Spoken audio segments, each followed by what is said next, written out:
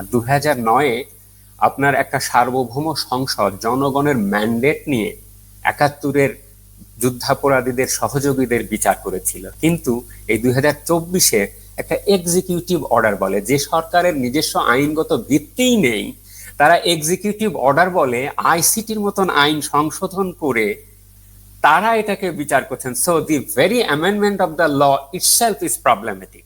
সুতরাং এই যে ট্রাইব্যুনাল, এই ট্রাইব্যুনালের গঠন, এই ট্রাইব্যুনালের কম্পিটেন্স, এই ট্রাইব্যুনালের সমস্ত প্রসেস, আপনি যদি একটা শব্দে আমাকে বলতে বলেন তাহলে ফেয়ারনেস, ডিউ প্রসেস, যেটার আর্গুমেন্ট ডেভিড বার্গম্যান পর্যন্ত আগেও দিতেন, রাইট, সেই ডিউ প্রসেসের যে স্ট্যান্ডার্ড, সেই স্ট্যান্ডার্ডে কিন্তু এখানে লঙ্ঘন হচ্ছে।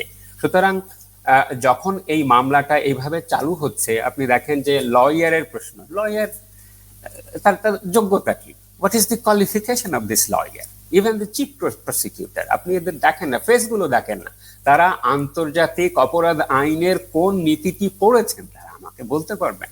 সো এটা এক ধরনের একটা পর্যায়ে প্রহসন বলে আমার কাছে মনে হয়।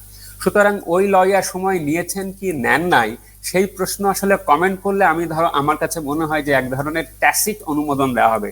তাও আমি বলছি যে আন্তর্জাতিক মানবাধিকার স্ট্যান্ডার্ডে, ইন্টারন্যাশনাল ক্রিমিনাল ল তো বটেই, ডিউ প্রসেস অফ ল এর যে সকল ধাপগুলো আছে, যে সকল স্ট্যান্ডার্ড গুলো আছে, অবশ্যই সেখানে সময় প্রার্থনা এবং অভিযোগগুলো সম্পর্কে যথেষ্ট আমল এবং যারা অভিযুক্ত আছেন তাদের সঙ্গে ইনস্ট্রাকশন, যোগাযোগ করা, এইগুলো অবশ্যই রক্ষা কবচ। সেগুলো যদি না হয় তাহলে অবশ্যই এই বিচার জাতীয় এবং আন্তর্জাতিকভাবে কোনো মতেই গ্রহণযোগ্য হবে না।